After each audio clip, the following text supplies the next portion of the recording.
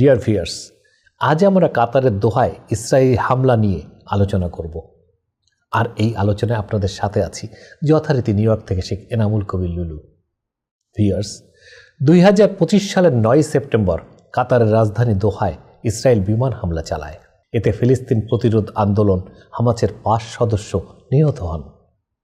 একজন কাতারি নিরাপত্তা কর্মীও রয়েছে তার ভেতরে। এই হামলা কাতারের সভেরেনিটির প্রতি ক্লিয়ার আক্রমণ হিসেবে দেখা হচ্ছে এবং মিডল ইস্টের পলিটিক্স ও জিওপলিটিক্সে নতুন মাত্রা যোগ করেছে। ইসরায়েলি বিমান বাহিনী অপারেশন ফায়ার সামিট নামে এই হামলার নাম দিয়েছে। হামলাটি চালানো হয় দোহায় হামাসের রাজনৈতিক নেতাদের একটি বৈঠকে। বৈঠকটি ছিল গাজায় যুদ্ধবিরতি নিয়ে আলোচনার জন্যে।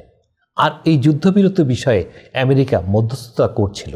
হামলার পরে হামাসের নেতারা বেঁচে গেলেও 5 সদস্য নিহত হন এবং কাতারি নিরাপত্তা বাহিনীর একজন সদস্যও মারা যান। এই ঘটনা কাতারের জন্য একটি বড় ধাক্কা হিসেবে বিবেচনা করা যায়। এছাড়াও ইসরায়েলের প্রধানমন্ত্রী নেতানিয়াহু কাতারকে সন্ত্রাসীদের আশ্রয় দেওয়ার অভিযোগ করেছেন এবং বলেছেন যে ভবিষ্যতেও ইসরায়েল আবার হামলা করতে পারে।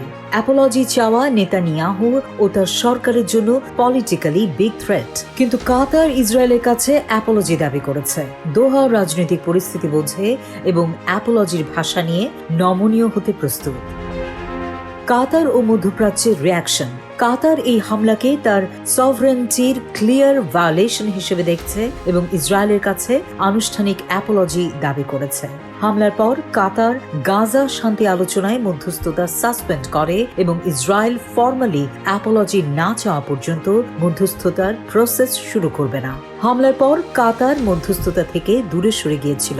ট্রাম্প প্রশাসন মনে করছে কাতারের সাহায্য ছাড়া বন্দীদের মুক্তি এবং যুদ্ধে সমাধান আনা খুব কঠিন।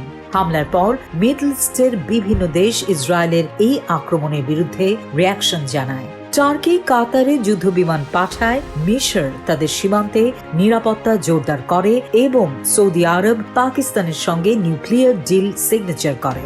সৌদি ও পাকিস্তান ডিফেন্স প্যাক্ট সই করেছে। এই চুক্তিতে বলা হয়েছে পাকিস্তান বা সৌদি আরব যে কোনো দেশের উপর হামলা হলে সেই হামলা চুক্তিবদ্ধ অন্য দেশের উপর হয়েছে বলেও ধরা হবে। মুসলিম বিশ্বে সামরিক জোট গঠনের প্রস্তাব। কাতারে হামলার পর ইরান ও মিশর একটি মুসলিম মিলিটারি অ্যালায়েন্স গঠনের প্রস্তাব দিয়েছে, যা নেটো স্টাইলের একটি ডিফেন্স অ্যালায়েন্স হতে পারে।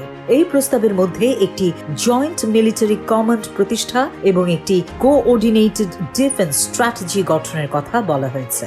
এই প্রস্তাবের পেছনে মূল কারণ হলো ইসরায়েলের আক্রমণ, যা মুসলিম দেশগুলোর মধ্যে জয়েন্ট ডিফেন্স সিস্টেম গঠনের প্রয়োজনীয়তা তুলে ধরেছে।